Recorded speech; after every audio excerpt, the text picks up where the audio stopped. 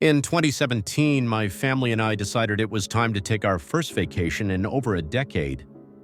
We planned a scenic journey starting in Carlsbad, stopping overnight in Roswell, and heading north to a little cabin we'd booked in Colorado. Living in Texas, we were used to the flat, monotonous landscapes. This trip was about change, something refreshing. I insisted we take the back roads, bypassing the interstates to enjoy the views. Northeastern New Mexico took us by surprise. The towering red hills were dotted with wildflowers and sagebrush, their earthy fragrance drifting through the car's open windows. It was mesmerizing. The setting sun cast a golden glow over everything, painting the landscape with magic. Somewhere along the route, we passed signs marking reservation land. A sense of reverence settled over me, and I hoped it was okay for us to pass through. As the hills began to flatten and twilight crept in, the scenery transitioned into a rolling stretch of desolate fields and occasional embankments. That's when it happened. We hadn't seen another car for miles when a single headlight appeared in the rearview mirror, a distant speck against the empty road. At first, I assumed it was a motorcycle. I kept an eye on it while focusing on avoiding wildlife darting across the highway. But the headlight behaved strangely. It never got closer, never fell farther behind, always maintaining the same exact distance. It felt wrong. After a while, I noticed it seemed too high to be a motorcycle, maybe a truck with one headlight. But no engine sound reached us. My unease grew as the light trailed us relentlessly. My family was asleep, blissfully unaware, while I wrestled with the rising tension. Then nature called. I couldn't wait for a rest stop anymore. Reluctantly, I pulled over, intending to let the vehicle pass, but it didn't. I stepped out into the stillness, the cool night air brushing against my skin. The highway stretched out in both directions, an infinite void of blackness. Listening carefully, I heard nothing. No rumble of an engine, no hum of tires on asphalt, not even the chirp of an insect. It was unnervingly quiet. Convinced the vehicle had turned off somewhere, I hurried to do my business, feeling exposed and vulnerable. Even in the vast emptiness of the night, I felt eyes on me, hidden in the shadows. I climbed back into the car, locking the doors immediately. My family stirred awake and decided to use the stop for their own bathroom breaks. I didn't want to tell them what I'd seen, but I rushed them along, my eyes glued to the empty road. We drove on. And then the light came back. It emerged from the darkness like it had never left, still at the same distance, pacing us perfectly. My chest tightened as I gripped the wheel, my mind racing to explain it. For miles it followed, an unyielding presence that disappeared just as we neared the Colorado border. To this day, I can't explain what happened. Was it a vehicle, a spirit, something else entirely? I don't know, but I do know one thing. I'll never stop on that stretch of road again.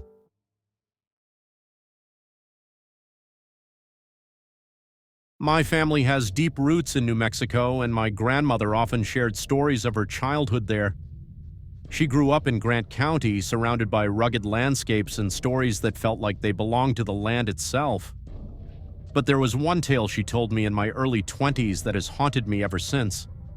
It wasn't just a story, it was a family tragedy that became part of our shared history, passed down with quiet reverence. In the 1930s, a distant relative of my grandmother, a cousin or perhaps a second cousin, decided to take their family on a trip. It was meant to be a simple outing, a drive into nature with a picnic basket packed for a sunny afternoon. Back then, it was common to escape into the wilderness for peace and quiet, away from the daily grind. The family lived near Grant and Lincoln counties, though no one knows for sure where this trip took place. Days passed and the family hadn't returned. At first, the relatives weren't too worried. Perhaps they had decided to extend their little adventure. But when no one heard from them, the unease set in.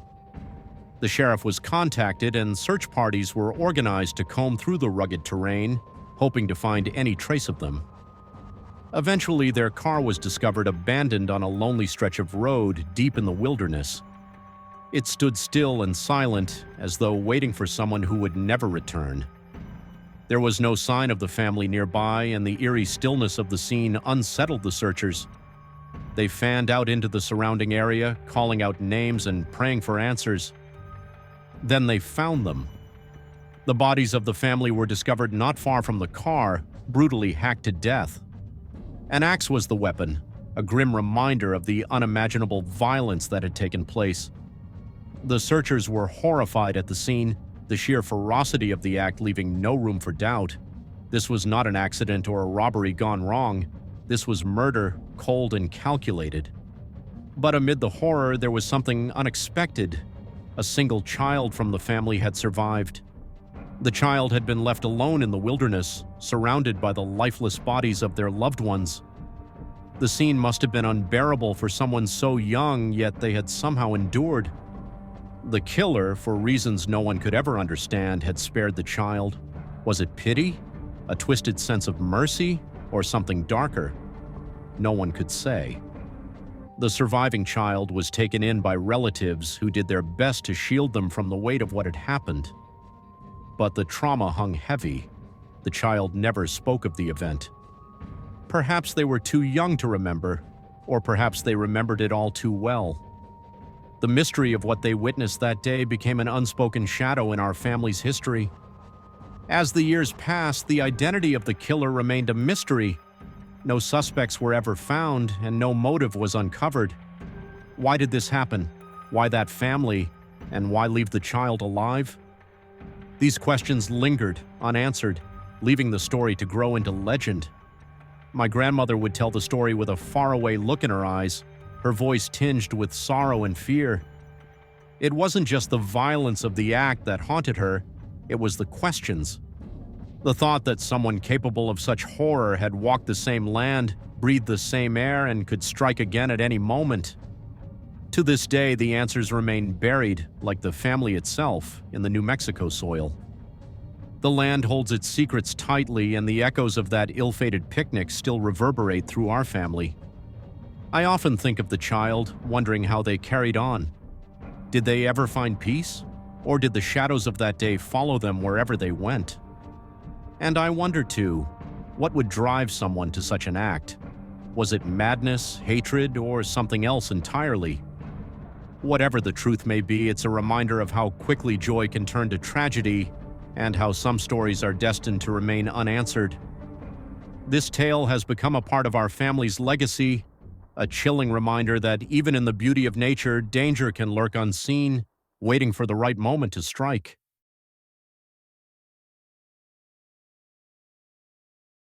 I was driving across the country from Oregon to Florida in early August 2022. My friend and I had been on the road for hours, and we had just switched highways after passing through Cheyenne, Wyoming. I remember feeling exhausted, so I settled into the passenger seat, intending to catch a few hours of sleep while my friend drove us through the night.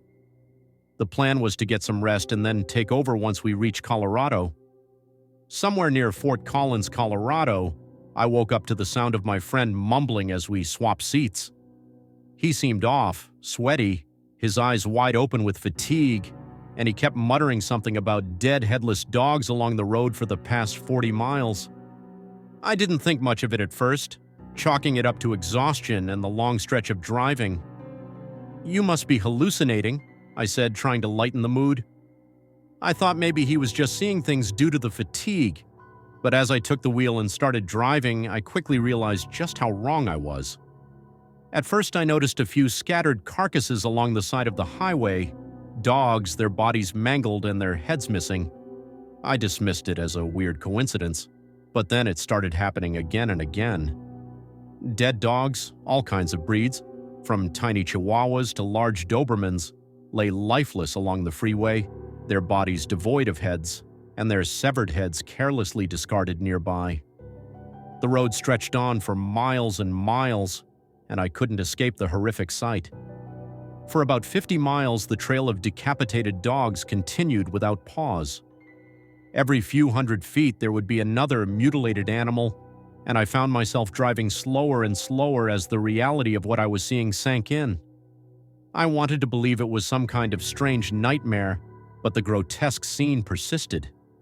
It was a sight that made my stomach churn with every mile we passed. When I added up the distance my friend had driven before me, it hit me. We had just driven over 90 miles of this nightmare. Dozens, if not hundreds of dogs, dead, mutilated, and discarded like trash along the highway. I felt a knot tighten in my chest, and for the first time I really began to wonder what kind of sick person or group of people could do something like this. What kind of mind could commit such cruelty to innocent animals? When the scene finally ended, I could hardly believe it.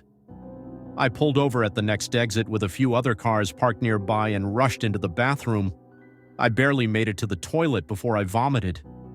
I couldn't stop thinking about how helpless those poor dogs must have been, and the pain their owners must feel knowing their pets were lost in such a horrifying way. As I stood there, my heart pounding, I thought about my own dog, who had been sleeping safely in the back seat the entire time. I prayed that she hadn't noticed any of it, and that she'd never have to see such a thing. I didn't know how I would explain this to anyone, let alone to the owners of those dogs who might never know what happened to them. I thanked whatever forces were at work that she had been blissfully unaware. I also couldn't shake the thought of what kind of twisted people could be behind this. How had they gotten away with it for so long? How were they not caught?